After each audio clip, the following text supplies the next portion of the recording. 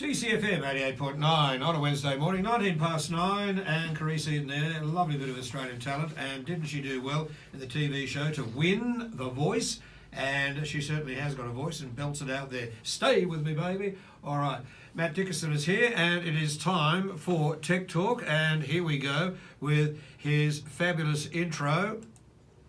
There's news on what's hot and what's not in the world of technology with Mathew Dickerson on Tech Talk. And don't worry, Richard, I'm staying with you. Morning, how are you? Good. That is a nice song, isn't it? Oh yeah, I thought you liked the intro, but no. Yeah, no, I do like the intro. But Carice Eden, yeah, she's good. She's terrific. Matt, I am really impressed with this story, and it's last in your great list of stories today, and it's about farmers and drones, and explain. It's excellent. Well, it's even going further than drones now. They're actually using satellite technology, and one of the great challenges for farmers, and in particular it's being highlighted now through this terrible drought, is the amount of stock or the stocking levels that farmers have on their farms. Now, obviously, from a farming perspective, you want to have as many stock on your area on your land as you possibly can to maximise your profit. But if you overstock, of course, that does damage to your land. So then that creates a long-term problem. And so what they're now using is some satellite technology to actually look at the amount of biomass in different areas of your farm and actually give you predictions as to what stock you should run based on satellite photography for the next 3 months. So it's very clever technology, but also trying to get those stocking levels right. Not overstock, so you're damaging the land, not understock, so you're missing out on profit, but getting the right amount of stock. And this is where I think Australia, this is Australian technology, this is where I think Australia could be really leading the way in a whole range of things, because we have some unique conditions. The droughts we have here are not like any other drought anywhere else in the world, and we can come up with solutions, and here's a great technology solution. I love it. Oh, sort of. I just thought, as a story, I couldn't get over it, how good that would be. Yeah. And obviously, you could get, say, a government organisation or a group of farmers get together to use that satellite technology on, say, a whole area. That's right. At the moment, there are individual farmers who are obviously very innovative, very progressive, working with some technology companies to actually come up with this data. And at the moment, the science isn't it's not over and done with. They're still working on getting the right numbers there, but they're getting some really strong data out of it to say that the amount of stock they're able to run on different areas is the right level of stock, and they'll keep fine-tuning that based on the photography they're getting and then what those predictions are over 3 months. So I look forward to seeing a lot more development in this. Oh, I couldn't agree with you more. I just think it's absolutely brilliant. Right, getting away from serious stories to one that is absolutely stupid, but anyway, about the fashions regarding Apple headphones. Well, come on.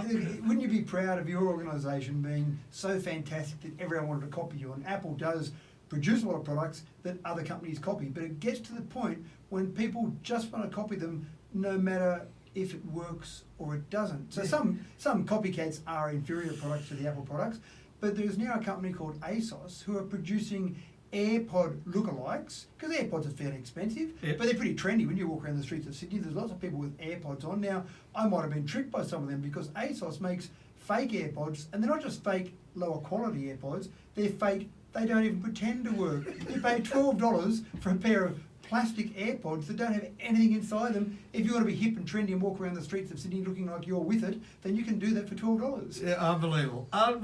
Yeah, they don't exude any sound whatsoever. Nothing at all. For $12. Plastic. Yeah. Hi folks, I'm with it. Right. How good is that? Driverless cars, again. Tesla, what are they doing? I can't believe that they've got, you've got a car now, you can say, whistle it up in a car park, you can say, stand at the beginning of the car park, whistle it up and it'll come to you, like a dog. That's right. Yeah. So there's been Summon, the feature called Summon on Tesla cars for some time now, and Summon allows you to get to a parking spot and say, oh, it's a bit tight, if I get in there I'm going to hit the car next door to me when I open my car door, so you can actually get out and then use your phone to actually let the car back into or drive into a parking spot. So that's been around for a little while now. Yeah.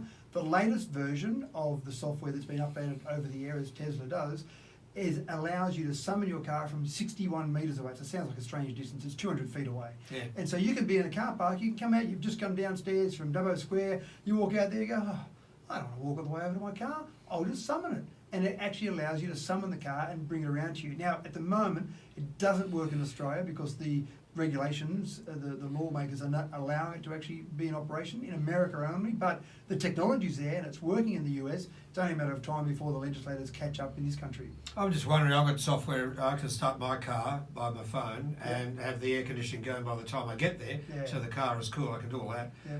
But to get it to come to you in a car park when you got laden with goods, which is not a bad idea. Very nice, It's not a bad idea. And you can imagine, go forward 10 years or so, and you'll come out of downstairs at Dubbo Square, for example, you look around and you'll see these cars driving around with no drivers in them, and it'll be very freaky. And I've seen some videos of it actually in operation. It does look very freaky to see the car. It goes on very slowly, it's got a lot of sensors in operation, it's got cameras all around it, but it still looks freaky having no driver in there. Yeah, I can imagine it does. Now, I don't know what's better, living in a cave for 17 years or being in jail. But this happened in China. Explain this one. Well, there was a fugitive on the run for 17 years. Now, in China, that's not a bad effort because China pretty bloody good effort, actually. Doesn't like to see its fugitives on the loose for too long, and they've essentially given up on him. They basically said, well, he's been out there for 17 years, good luck to him, we don't know where he is, we give up.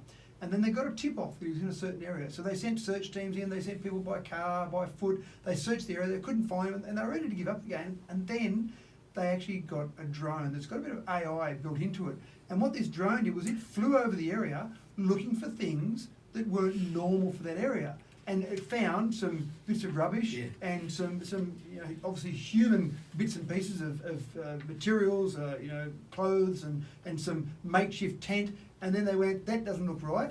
The humans then, after the AI alerted them to it, the humans looked at it and said, that doesn't look right, let's go in there and have a look. And sure enough, they found a guy that'd been on the run for 17 years. Now I looked at the photos, and I must admit, I'm a bit the same as you. I reckon being in prison might be better than the way he was living, but he obviously didn't want to be in prison and preferred to be out there. It was pretty rough conditions he was living in. Yeah, rough conditions. A prison without bars, basically. Yeah, for 17 years. Yeah, but again, use of technology, fantastic. Finally, last one, ASIC's a bit of a problem in Auckland. What happened there? Look, I suppose the message I have from this story is every bit of equipment we have is open to being hacked. And some people were walking down the main street of Auckland, just going about their business first thing in the morning, kids going to school, other people going to their shops, and the ASIC shop there caught their attention.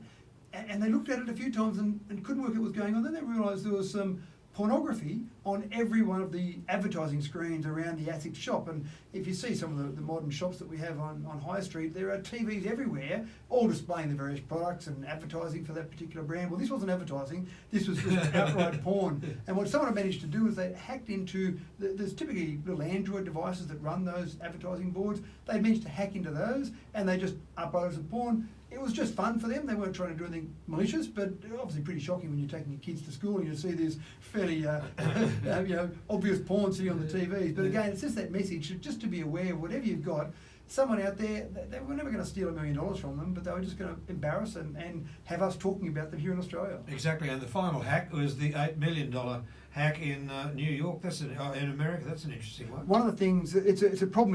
It's about a £21 billion problem in the UK at the moment. And so what people do, it's very easy to spoof an email address. So it's very easy for me to make an email look like it came from you. It's anyone with any technical skills at all can make that happen. And so what some people have gotten onto is they've said, what we're going to do is we're going to start targeting the chief financial officer of an organisation and pretend we're the CEO. So the $8 million one was essentially an email from the CEO to the chief financial officer who said, oh, we've completed this deal, can you make sure that transaction goes ahead, and here are the banking details to send that information through. The CFO got the information, went, okay, that sounds right, we'll just send that on, paid the money. Next day, how'd that go? Yeah, it's all done. Well, they're saying they haven't received it. Quick investigation, that email didn't come from the CEO. So just be aware, and one of the things you can do, if you reply to someone's email that's spoofed you, then the reply will still go back to the correct person. So it won't go back to the person who spoofed the email. So if you see something and you're not sure, just do a check, email back, maybe make a phone call, just check that it looks right before you go and take action from it. And unfortunately, just recently we've had someone locally scammed for a lot of money here locally, which is all very, very sad. Yeah, and it does happen and people fall for it. And look, sometimes some of those scammers spend a lot of time and a lot of effort to be very clever in what they do. I wish they'd go out there and try and solve, I don't know, world hunger or something a bit more important than trying to scam people. Indeed, indeed. Matt, always good talking with you, mate, and we'll see you next Wednesday morning for more Tech Talk. off you go and go and talk to the Tesla people and see if you can get your car out of the car park at Dubbo City. Or around a mall or somewhere, whistle it up. Oh, yeah, I'll go and do that now. I love it. I love that one. I think it's terrific. Thanks, Richard. Okay, mate, see you next week. Bye-bye. Bye. DCFM at Airport 9. It's coming up to 9:30.